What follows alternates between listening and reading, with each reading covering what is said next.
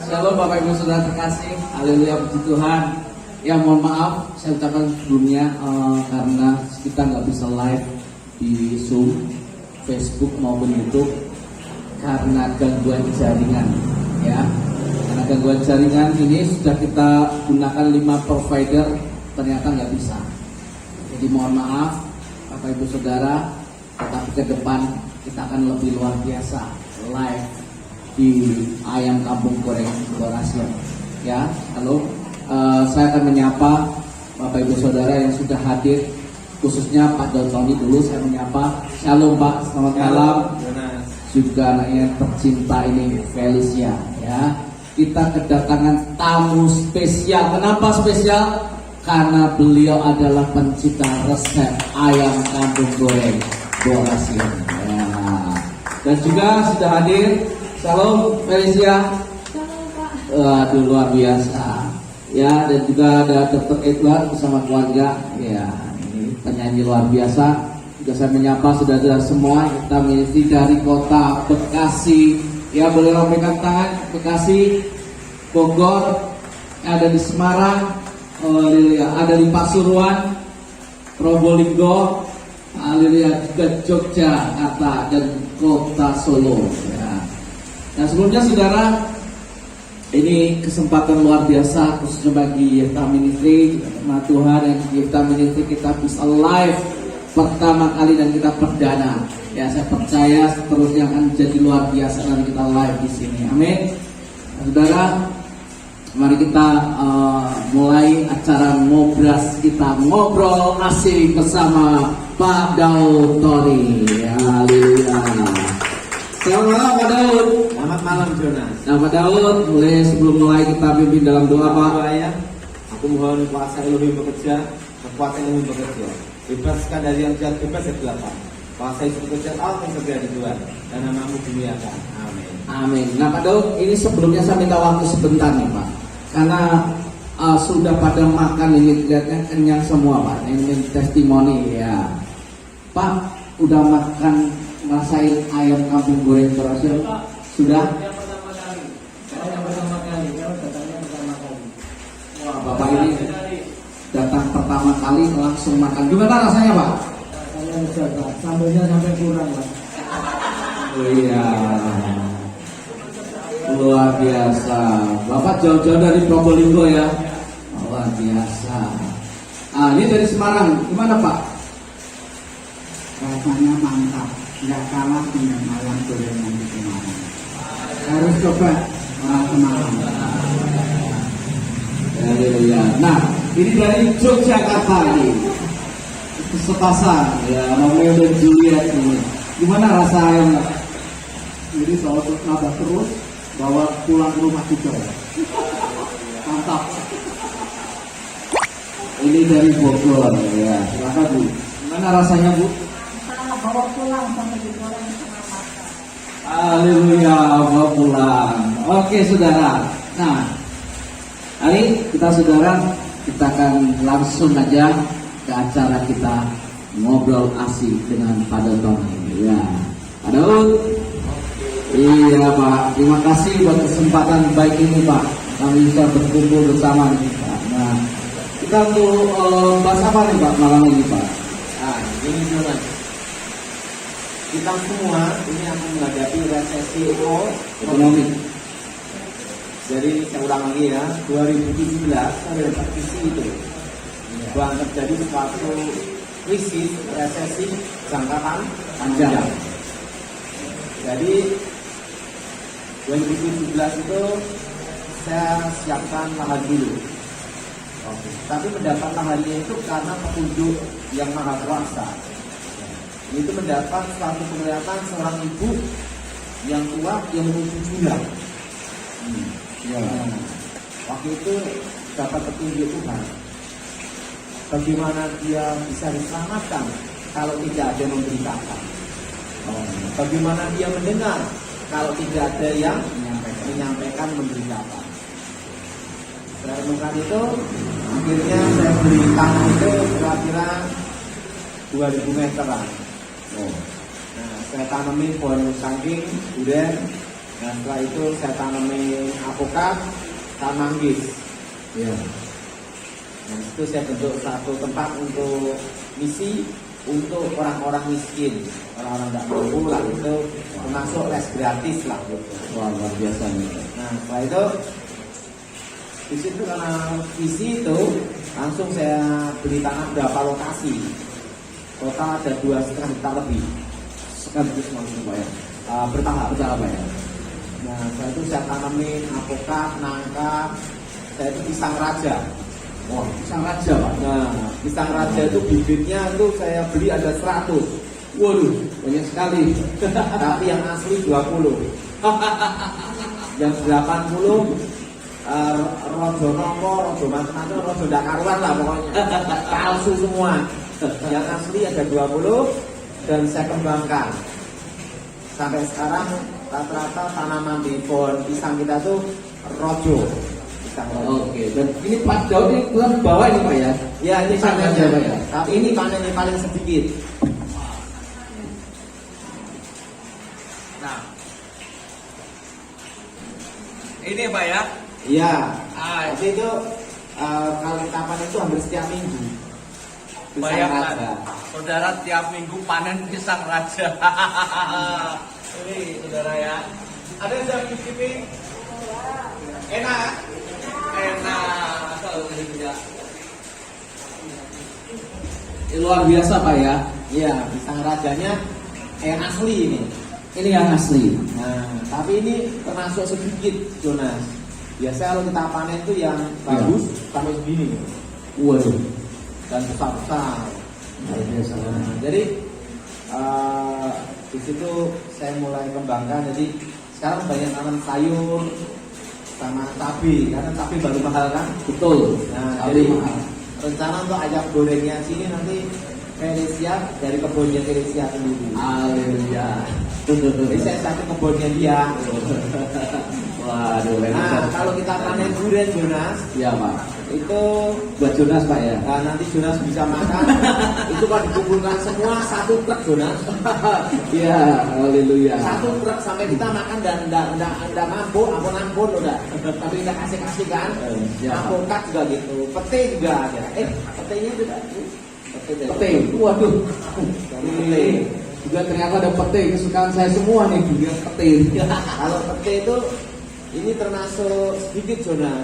Oh, iya, Pak. Biasanya itu satu pohon itu satu pickup. Satu pohon, satu pickup. Iya. Kalau ini Luar biasa. kemarin bunga, setelah itu ada yang nyusul, Iya. tua ini nih. Ini belakang rumah Jonas. Waduh. Ini boleh saya bawa Pak nanti Pak? Bawa aja. Ini saudara nih pete nih, wah ya. Ini jenis apa Pak pete itu Pak? Atau gimana? Pete lokal aja. Lokal. Kita pohon pete namun juga Jonas. Jadi pete, nongko, Heeh. setelah itu apokat, durian, manggis, pisang rojo. Kalau pete ini banyak yang kawin nggak Pak? Kalau ini nggak terlalu ini Enggak itu, Pak. Jadi pisang yang kawin hati-hati ya. Raja kawin hati-hati. Kalau pete biasanya asli ya, karena dari lokal ya. Iya Pak. Nah, tapi yang jelas satu Jonas. Saya siapkan semuanya itu dari 2017. Wah sudah lama Pak, 5 tahun. Karena saya sudah diberitahu nanti 2020 akan terjadi mulai resesi, krisis. Dari stagnan ekonomi berhenti. 2020, nah setitik terang datang 2023. Ya. Tahun depan tuh baru setitik terang Jonas.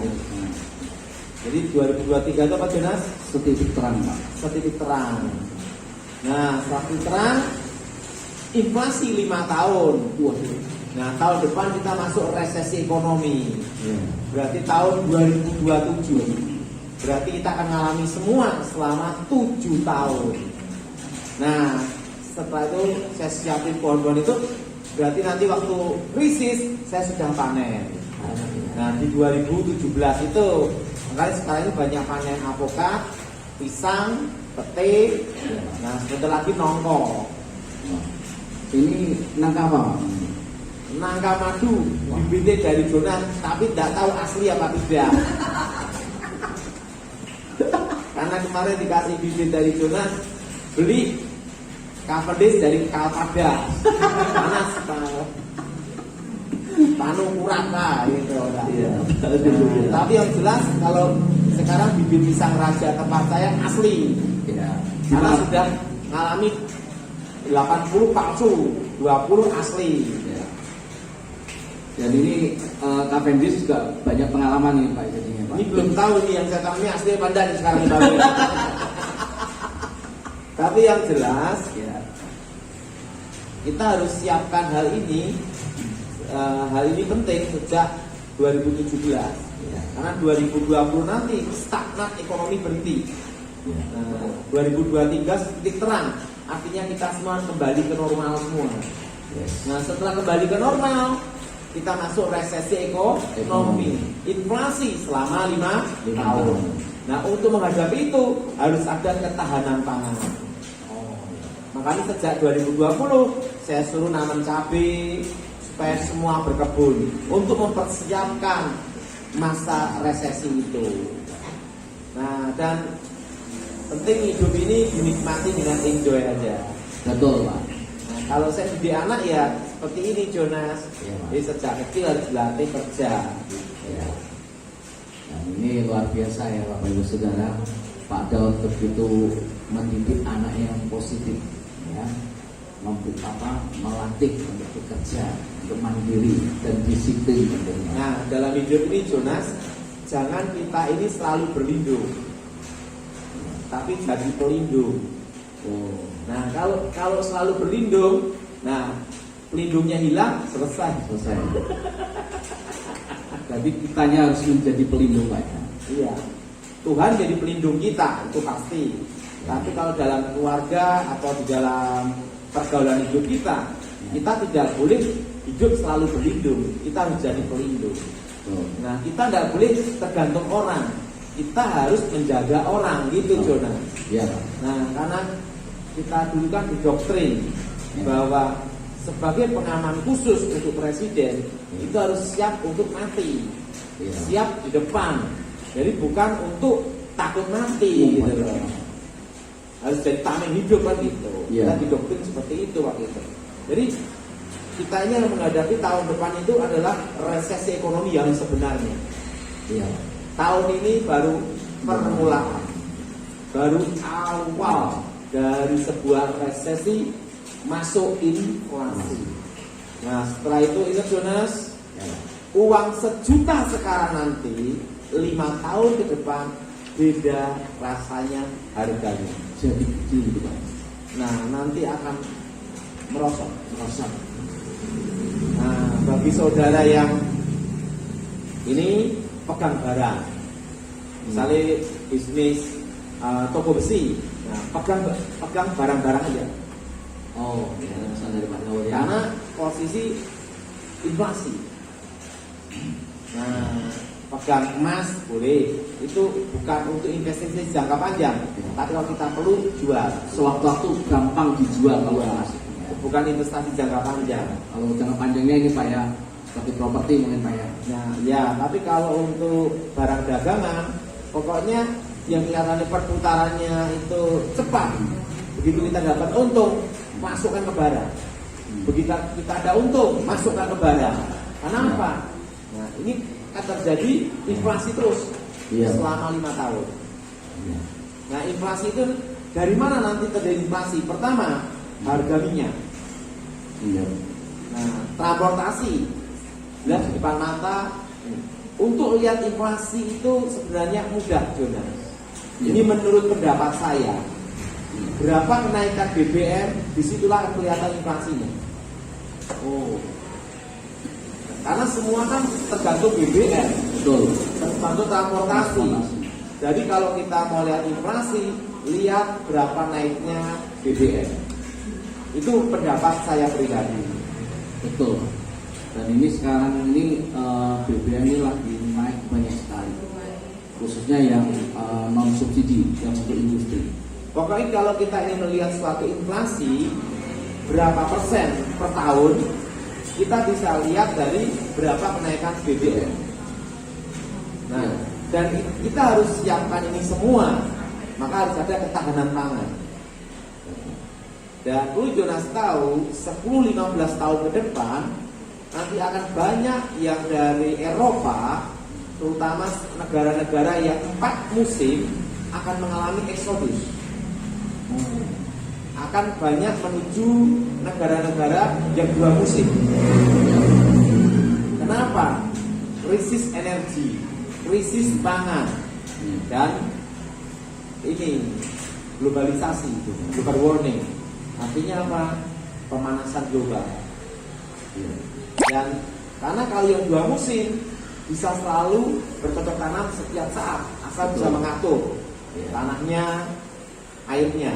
Nah, dengan 4 musim kan ada salju. Nah, disitulah untuk ketahanan pangan banyak yang akan masuk ke Asia. Nah, itu. Jadi kita Indonesia harus siap. Makanya saya beritahu untuk beli tanah, karena mereka nanti perlu tanah. Betul. Betul sekali, Pak. Karena akan banyak yang eksodus. Nah, jadi itu pemahaman saya. Jadi inflasi ini sampai mulainya kapan Pak Daud? Tahun ini adalah permulaan. Nah, tahun depan adalah resesi sebenarnya.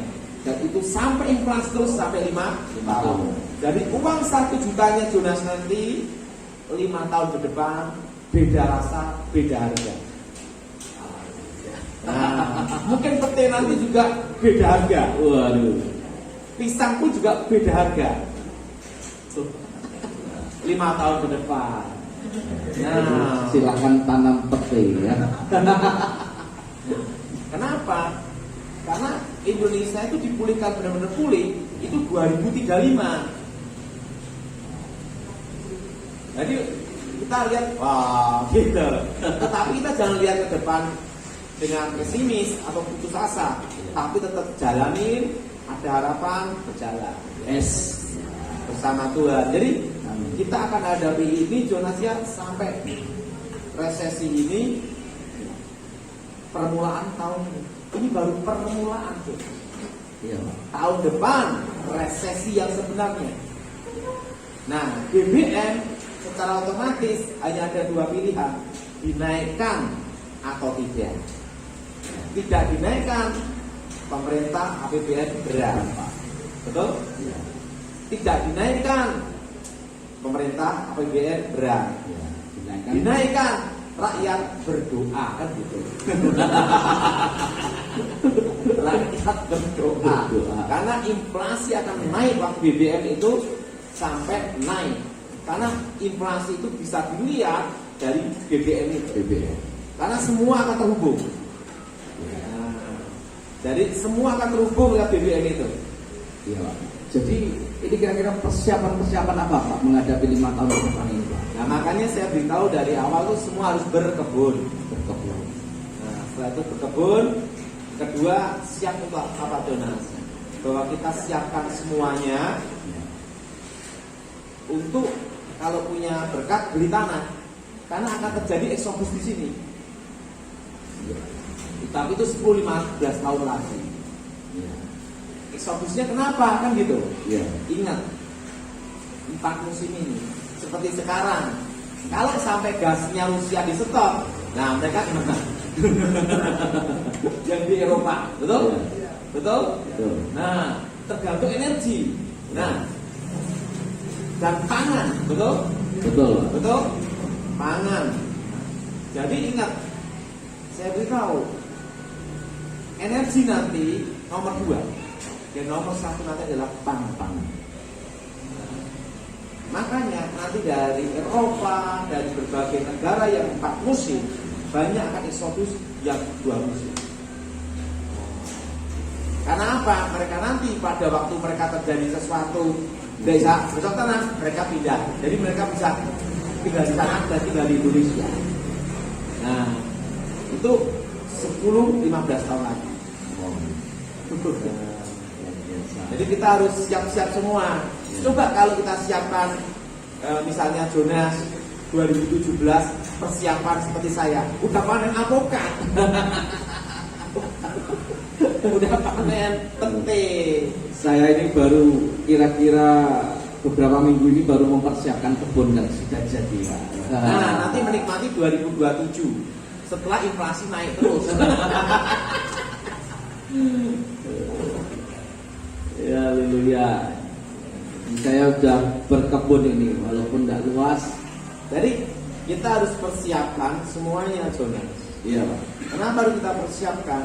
Ya, karena ingat, jangan kita mendirikan fondasi rumah di atas pasir kan? Tuh. Ambruk, iya, kokoh. Jadi saya tuh siapkan semuanya itu 2017 dan saya belajar caranya berkebun. Makanya saya ada peternakan sapi gitu ya. Karena apa? Karena kondisi tahun depan nanti resesi ekonomi, harga pangan. Ya, betul. Sekarang dan tahun 2024-2025 nanti yang rame itu ada dua sebenarnya, yaitu psikiater dan rumah sakit jiwa. Itu di 2024, di 2025 psikiater sama apa? Rumah sakit jiwa. Rumah sakit jiwa. Yang tidak ketinggalan, yang laku juga pendeta. Dan tidak lupa juga Haleluya. pokoknya berhubungan dengan stres-stres. Kalau yang jalan Tuhan kan kita pergi ke hamba Tuhan, Iya. atau kita berharap sama Tuhan. Kenapa? 2024 pilihan presiden, pilihan gubernur, bupati, pilihan DPRD dan lainnya. Yang gagal ke psikiater.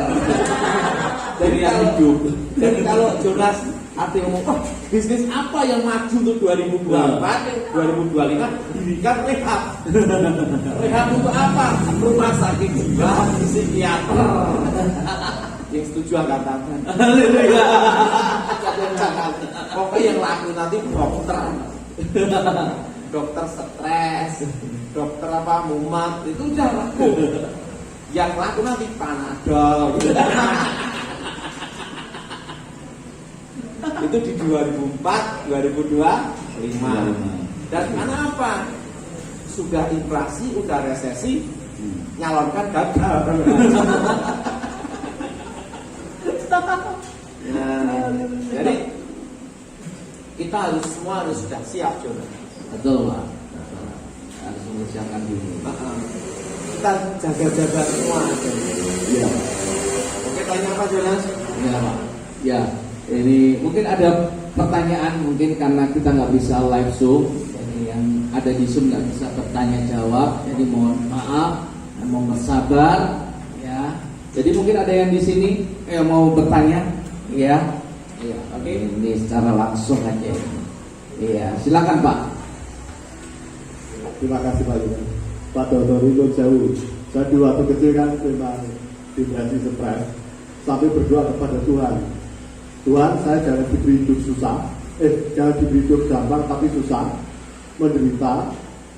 Gak mau jadi pejabat, gak jadi orang kaya, tapi Tuhan menolong. Dan hidup saya jadi menderita beneran. Nah, itu doa orang putus asa. Iya. Nah, Jadi- untuk pekapan ini, untuk membebaskan gimana ya? Jangan diimani, Jangan. jangan diimani, jangan dipercaya. Oke, iya. Gini ya, Iya. dalam doa saya selalu berdoa, Tuhan, apa yang terbaik untuk hidupku berikan aja. Oke.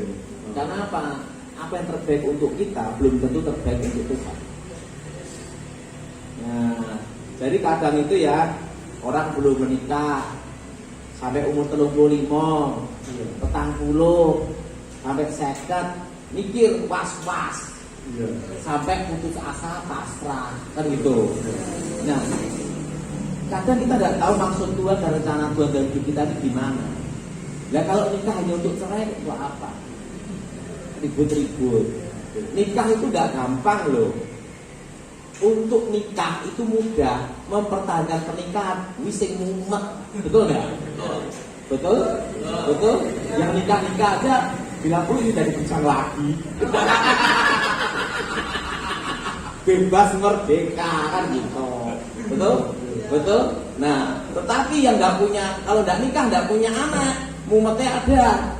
Nanti kalau mati saya ngubur sopo. Ya ngundung dewe. Yang kedua, tua dirawat siapa? Nah, hal seperti itu tidak terlalu dipusingkan aja. Penting apa? Jalani mengalir aja.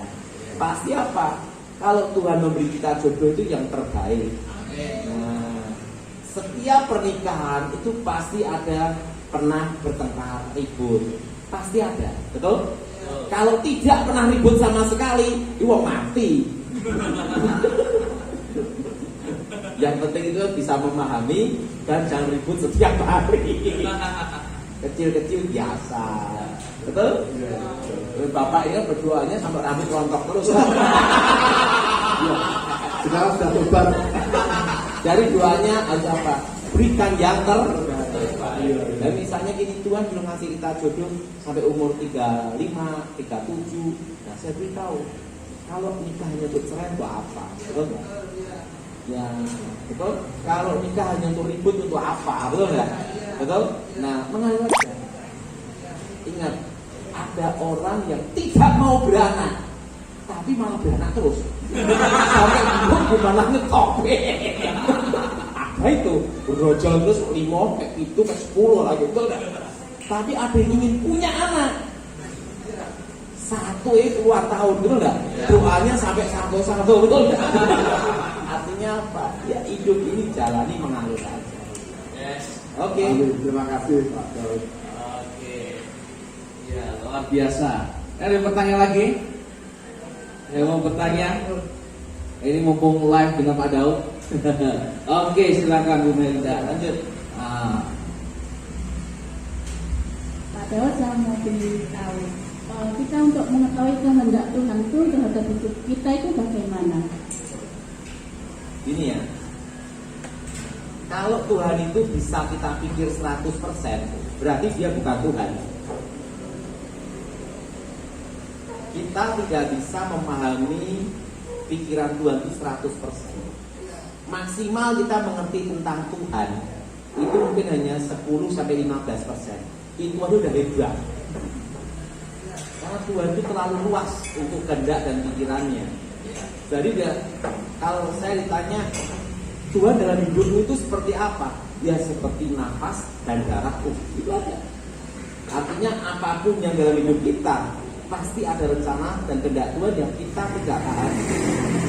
Nah, kalau kehendak Tuhan kita pahami 100%, dia bukan Tuhan. Nah, sikap kita gimana? Bersyukur, nikmati. Penting bagian kita itu apa? Tekun, bekerja keras. Tekun, bekerja keras dan tidak boleh menyerah pada waktu situasi apapun. Yes. Setiap orang pasti pernah salah. Kalau tidak pernah salah namanya bukan manusia, kan gitu. Betul? Betul? Nah, dan setiap orang pasti pernah stres. Nah, penting jangan sampai depresi, kan gitu. Nah, stres masih normal. Nah, kalau orang sakit itu jangan dirasake, justru dirasake. Kalau cepat mati rapopo, kalau setengah mati, nah itu. Ada cerita. Saya sering beritahu, kalau ada seorang yang sakit, parah, komplikasi, kanker darah, terus itu kanker macam-macam, saya selalu ngomong gini, lebih baik santai sok, nggak usah ngerti, karena penting udah tahu duluan keluarganya. Oh, setahun lagi mati, enggak. Nah, jangan dikasih tahu. Pengen makan apa? Silahkan. Mau petik, makan. Nikmati. Udah. Sekarang gini, takut pun tetap mati. Tetapi kalau hatinya senang, happy, belum tentu mati. Malah yang diprediksi mati itu malah puluhan tahun kok. Betul. Gimana Pak Dokter? Betul Pak Dokter? Jadi kalau saya punya saran, justru kalau orang yang sakit parah lebih baik nggak ngerti. Kalau dia mau mati, malah dia tuh enjoy hidup, happy gitu loh. Lah makanya suatu kali ada orang yang sakit ini ya, itu kena kanker darah. Setelah itu merambat ke ini loh, kanker paru-paru. sampai kanker otak. Nah, dokter vonis dia pasti mati ini, bedah kepala, stroke macam-macam. Saya ngomong sama dia, terus tutupnya udah usah lihat dokter ya. Penting keluarganya tahu ini mau mati, itulah gitu ya. Saya ngomong mau makan apa bebas. Tahu enggak? Sampai puluhan tahun dia masih hidup tuh sekarang ini. Karena dia tidak tahu. Bahkan mau mati. Bahkan nikah. Loh, artinya apa? Hati yang gembira. Hati yang gembira. Nah, makanya saran saya bagi yang sakit lebih baik kalau itu parah sekali, mau mati, tidak bisa ditangani lagi, lebih baik tidak tahu. Wis mau jalan-jalan ke luar negeri silakan jalan, mau makan apa silakan makan. Pokoknya itu justru umurnya panjang. Buktinya Jonas, saya itu diprediksi mati duluan. Karena apa? Orang corona pada ngumpet, saya sampai ke Palu, Makassar jalan-jalan, sampai ke Bali. Nah, saya punya teman, setiap kali telepon, Pak Dok ada di mana? Surabaya. Hati-hati corona, dia paling takut mati. Dan kemana pun pergi semprot alkohol. Apa yang terjadi? Dia sekali kena corona mati. Justru saya yang diprediksi mati, karena punya kemana-mana, nyawanya katanya alot. Dan kenapa? Sekarang gini, kita ini susah sekali untuk lepas dari tanpa pertemuan gini. Kita bekerja pasti kita ada bergaul. Kita di ruangan tidak mungkin kita ini 24 jam gini terus, betul nggak? Di mobil juga 24 jam tidak gini terus, betul nggak? Penting kita hati-hati, penting kita waspada. Kadang saya juga nyemprot-nyemprot diri juga Jonas ya. Waspada, hati-hati. Nah, tetapi jangan sampai kita hidup ketakutan. Nikmati. Tidak kena takut corona, takut justru asam lambung naik, jantung selesai. Betul nggak? Jadi lebih baik nikmati hidup aja. Betul. Tapi juga tahu sakit. Bang, kalau sakitmu ini ngotak, diberitahu cepat mati itu malah. Gimana Pak Dokter? Hah? Tapi kalau dia nggak tahu, ya makan capcay, makan butuh baik, durian samping semua isikan, umurnya malah panjang. Yang saya katakan ini kena kanker darah, paru-paru, diprediksi mati itu, sekarang itu masih hidup. Justru yang memprediksi dia mati dulu. Ada juga ketemu saya di tempat guru ngomong-ngomong, dia paling takut mati. Setiap bulan cek terus. Begitu kena corona, goodbye. Saya ngomong sama dia, udahlah hidup dijalani aja, tenang-tenang aja lah. Sekarang gini, kita mau lari kemana? Jadi lebih baik saran saya ya, bagi mereka yang sakit komplikasi, udah parah, tidak ada harapan, lebih baik tidak usah tahu sakitnya apa. Terus tidak usah cek macam-macam udah. Karena jawabannya cuma mati ya, betul kan? Ya tak? Udah gini, Mati. betul? Betul Pak. Yang setuju angkatan aja, Pak. Iya. Oke. Iya. Baik, ada pertanyaan lagi? Ya, kalau nggak ada saya panggil MC.